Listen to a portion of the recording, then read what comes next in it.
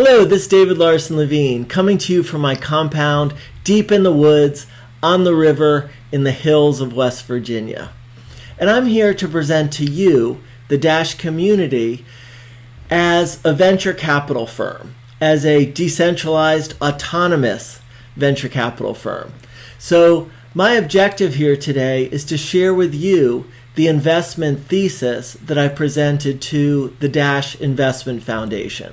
So if you choose to fund this project, you will be receiving the security that I describe in this presentation. Enjoy, and I really hope to collaborate with the entire Dash community in the very near future. Scoby is a B2B creator ecosystem, and we're proposing becoming a dapp on the Dash network. This will put together trust and trustlessness. Being face-to-face with somebody establishes trust. You have a lot more information. You can see how they look, their facial expressions, you can hear their voice. There's more empathy between two people who are looking at each other than those who are on social media posting and commenting. Those face-to-face shared experiences then can result in agreements or transactions which are recorded on the trustless, consensus, immutable, decentralized Dash network. As a professional, I've found that attracting and serving business clients can be incredibly challenging. I've also found as an entrepreneur that finding the right professionals is super challenging. So many hoops to jump through. First of all, for the professional, getting the prospect's attention, setting up attractive landing pages, communicating with that email list, keeping it warm, keeping them engaged, scheduling the appointments, holding the live session, accepting the payments, and then managing the content. From the other side, from the organization side, it's just as difficult. I might get 35, 40, 50 responses to a post on Upwork. I have to go through them all, figure out who I actually want to meet with, set up the appointments, and it winds up taking a long time. If I found the right person, I'd hire them in a moment. So our live B2B creator ecosystem brings the professionals and the organizations together in shared experiences, mediated by machine learning, curated by machine learning, and providing for instant transactions so that getting and serving business clients is fast, fun, and rewarding. We have a stellar management team.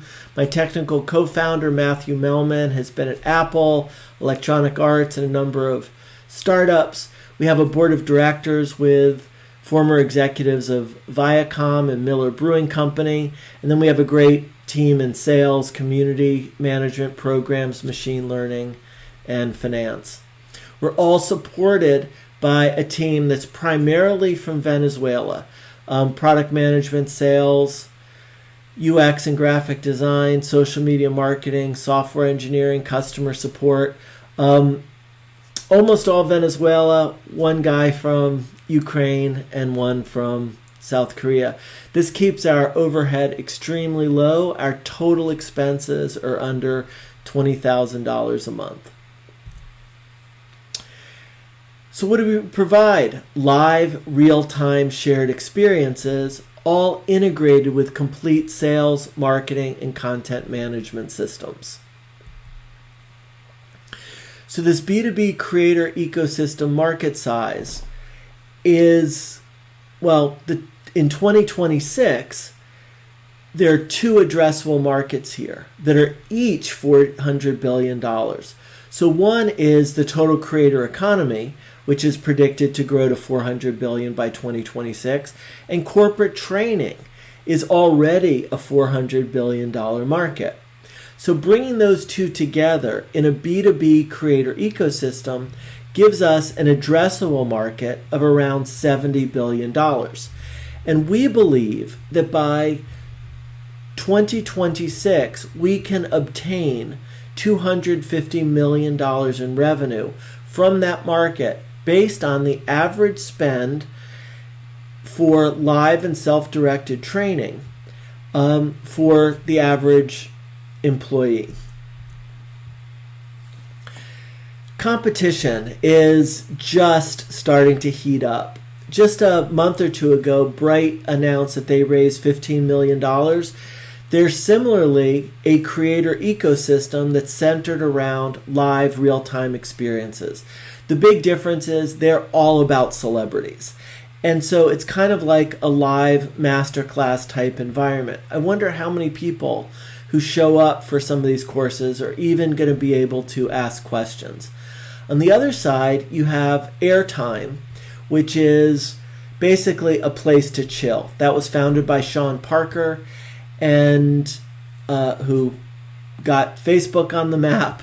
You might know him from the movie The Social Network. He's raised $30 million, but that's really a place to chill, watch videos together, sort of like a live YouTube where you're all watching videos, but you can also talk and see each other. So as far as we know, we're the only live audio and video centered social ecosystem focused exclusively on matching professionals and corporate clients. So now that's the core of our pitch. That's really what you really want to know, but there's a lot more. So feel free to stay with me for just a few more minutes and I'll share more about the company and opportunity, including the actual deal that we've worked out with the Dash Investment Foundation if you choose to invest. Today's creator economy is mostly B2C, business to consumer. So you have Instagram, Snap, TikTok, Twitter, Twitch, and YouTube all pushing these celebrities in really niche markets. Gaming, sports, training, fitness, fashion, beauty, all of those things, all the things that celebrities really push. The only way to monetize it is to have a massive follower base. And the creator economy is mostly asynchronous, which means what I post doesn't get found until later. Even live streaming, most of the participation on live streams are people commenting later when they see a recording of those live streams. So you get searching, shopping, socializing, all of that is posting, commenting. It's not real time, it's not live. The most valuable creators are not consumer oriented. They're coaches, they're marketing agencies, they're organizational development professionals, they're communications consultants, real estate agents, speech coaches, sales executives. All of those people are B2B. And life is synchronous. Life is what's happening now. What's happening now is what people care about, not what someone posted 10, 15 minutes ago. Those are already what I call dead pixels. What you're experiencing here are dead pixels. If you join me and Darren on Scoby this week, you'll get live pixels, and we'll get live pixels of you. So behind all this is machine learning that will match professionals and organizations based on expertise, skills, compatibility, psychological traits, how people respond to each other, sentiments and engagement, all as it's presented in live shared experiences. We have a twofold business model. So we're going to act as an affiliate or referral partner for the professionals. They're going to be able to set the rates that Scoby receives for providing referrals, and those are going to be the same rates that they'll get from any other referral partner. Now, Scoby is also a SaaS platform. So for all of this ecosystem, for this infrastructure, now just hosting sessions is going to be free, but if you want more support in terms of the whole foundation of your business as a professional, that you'll pay subscription fees for depending on your level. Also the corporation, based on number of users, number of job interviews, number of people they're hiring, number of engagers they're creating, number of courses that they enroll their employees in, there will be tiers of service as a SaaS system. Now, a little bit more about our team. First, me. We have first, just some deep background. I'm super old school. So I presented a paper at the first international conference on the World Wide Web at CERN Particle Physics Lab back in May 1994. This is now known as the Woodstock of the web. I met David Chaum there, who founded DigiCash, which was the first peer-to-peer money cryptographically based transaction on the internet. I became obsessed. I actually followed them back to Amsterdam, where their headquarters was, really dug in. Once I got back to my office, it was in Baltimore at the time, I stayed in touch and wound up consummating the world's first digital cash transaction over the internet by selling a poem to my friend who was in security at Naval Research Labs and also obsessed with peer-to-peer cryptographic networks. And I sold him a poem for a penny. So that's one of my claim to fames. I've had 3 venture-backed startups. 2 of those were highly successful. One of those, an incredibly challenging. Never call it a failure. Always call it a learning experience. But wow, that was a flame out. I've been granted several patents. Selected as Entrepreneur of the Year by Ernst & Young, NASDAQ, CNN, and USA Today. Sold many millions of dollars in products and services and raised over $50 million from financial and strategic investors. Life is a learning experience. There's no guarantee of the outcome of this, but I really believe in it, and I've put a lot of my own money into this. So now the origin story. From August 2019 to September 2020, I worked with some of my team members, Matt, Judy, and Bill, for a global experiential learning nonprofit. Now, Bill was there before. He was the executive director of the whole nonprofit. Judy ran the London office and was on the board of directors of the England subsidiary or the UK subsidiary. Matt was, as I shared before, my technical co-founder here, but we've also worked together for about a decade on other projects, and I brought him in as our technical guru when this group hired me as entrepreneur in residence to move them from face-to-face to online learning management systems.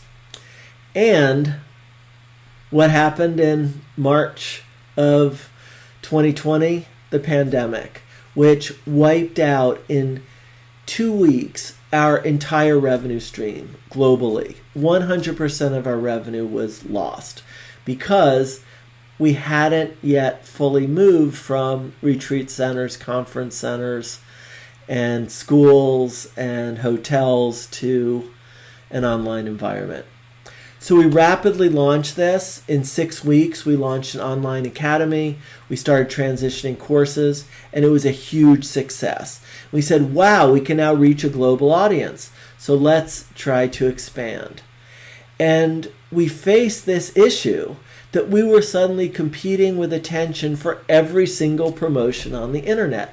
So free books, webinars, lead magnets, summits, challenges, all of these funnels, moving people from top of funnel to middle of funnel to back of funnel, people reading expert secrets and all these books, giving webinars, seminars, all of the meetings and the coaching that's happening. Anyway, I started calling this the hamster wheel, and I started hearing everybody else called this the hamster wheel. So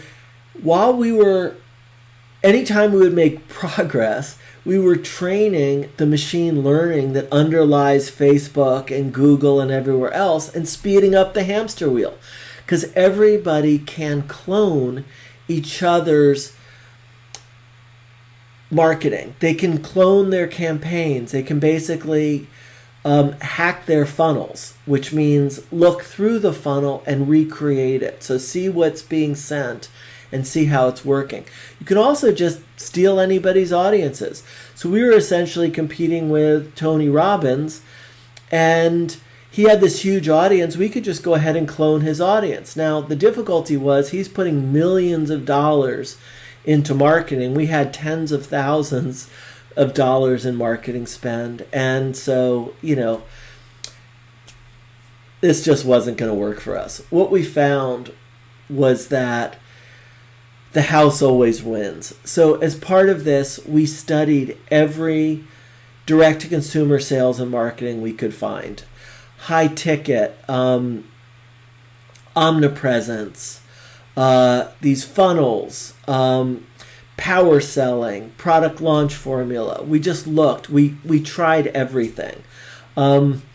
Probably spent $70,000 on marketing programs really to see what worked and what didn't work. And the fact is that nothing works. There is no way to beat the house. There is no way to beat the big tech hamster wheel. There are constantly rising customer acquisition costs, complex marketing strategies. So the only solution is to figure out how to extract more and more value from every customer. That is not sustainable. So a little bit more about the market landscape. Live curation is an incredibly difficult problem. So in this tweet, it says, Clubhouse is dead. All I see are scammy marketing pitches and fake experts on my feed. This analysis was spot on. Live curation problem is incredibly difficult to fix. We've solved live curation with our machine learning engine that we call Oprah. We named her Oprah because back in the late 90s through the first decade of this millennia, Oprah curated American culture, where at every PTA meeting, people would talk about what had been on Oprah that day. Dr. Phil, Gayle King, Rachel Ray, Suze Orman, Nate Berkus, Dr. Oz, all came out of Oprah's TV show on ABC. And what she would do was recommend what was meaningful to her in her life. So we had that idea of what if everybody on Scoby was an Oprah? That just by talking and talking about other people and talking about things in their life, they were essentially boosting the profile of those people who made a difference, those professionals, whether they were doctors or lawyers or coaches or trainers or nutritionists. This was a way that professionals would meet other people. And then we thought, well, what about organizations? And matching organizations with professionals. So all of this is happening based on the algorithms and the activity that's happening in the live conversations. We believe that this is going to change everything. So shared experiences are going to completely reshape the creator economy. Experiential learning will reshape the future of education. And presence and applications, meaning shared experiences, can change CRM systems, marketing systems, back office systems, customer support systems. If there are people embedded in every one of these systems and you can summon them, it's going to change the way people think of the network. Now, the creator economy is incredibly hot in venture capital circles. These are just a few of the valuations of creator economy companies. So Clubhouse was recently valued at $4 billion, completely pre-revenue, less than 2 years old. Patreon got their Series C at a valuation of $4 billion as essentially a way to tip creators. Now, most of these are B2C, and we could really own the B2B market. So Substack for writers is a $650 million company. Kajabi, which does essentially websites and learning management systems for course creators, is valued at $2 billion. And Canva, valued at $15 billion. We believe the future of the network is the metaverse, and shared experiences like the ones on Scoby are going to form the foundation of the metaverse. Sort of like in Snow Crash, where some people came in video and some people had deep immersive environments. Now, my second company was called Butterfly Net. That was a video game technology company, decentralized.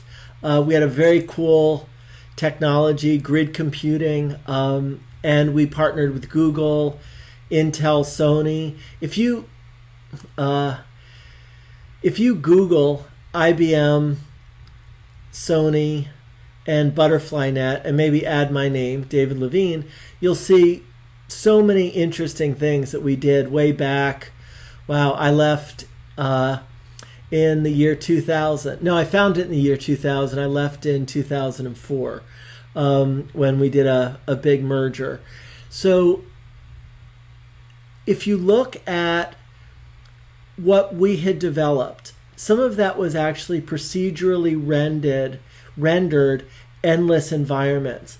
Now, if we base these environments on people's emotions, how they're speaking, doing sentiment analyses, we could create a metaverse in a way that Facebook, Google, and others can't. Of course they can, but we can actually have a leg up because it's where we're starting. It's going to be in our DNA, real-time shared experiences.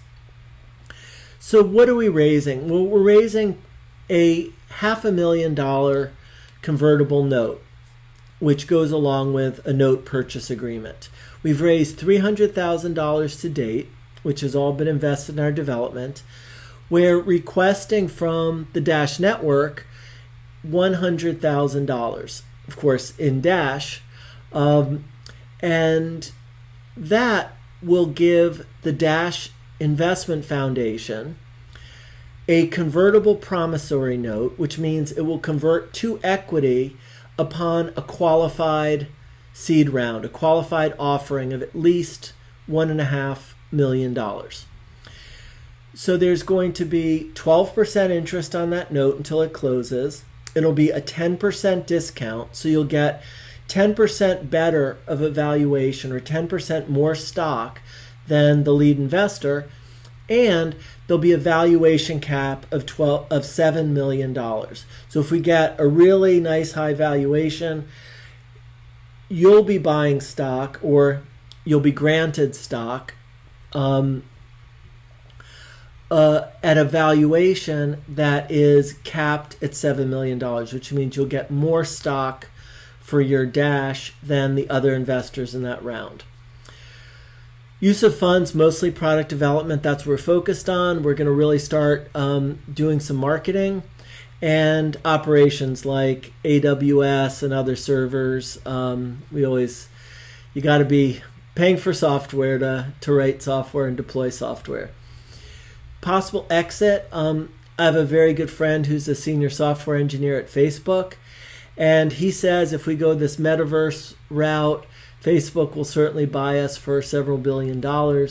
Others like Salesforce, Amazon, Microsoft, which now owns LinkedIn, all of those could buy us. We would prefer to provide liquidity through a $75 million security token offering under the SEC's Regulation A+, which makes it a qualified offering for any investor, gives us liquidity. You can trade these security tokens on many exchanges, but it doesn't make us a public company. We're still a private company, but we have liquid, freely tradable security tokens. That's the dream. So what this comes down to is the creator economy on crypto alone has been associated with NFTs, which are very cool, but completely confusing for a business audience. And there's lots of other, for the mainstream, Dash has done extremely well getting crypto adopted. To really get this to be everywhere, we believe Dash and Scoby will make buying, selling just as easy as using Zoom, Google Meets, FaceTime, any of these basic communications technologies with just the exchanges built in. So we really, really, really appreciate your interest, and we would love to partner with Dash to create a B2B creator ecosystem that ultimately brings self-sovereignty to civilization. Thank you so much.